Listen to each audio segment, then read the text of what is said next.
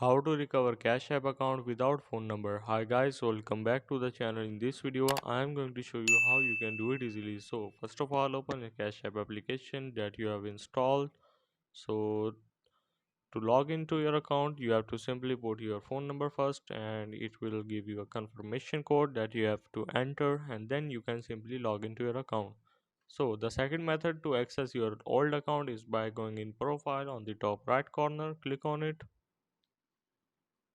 So once you are here, you have to scroll down to this support panel, and as you can see, access old account on the bottom, click on it.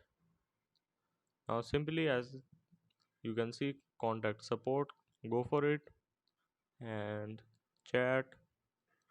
Now here you have to simply chat with the customer support that you have to access your old account, and they will reach you out and help you. So I hope this video will help you out. This is how to recover Cash App account without phone number.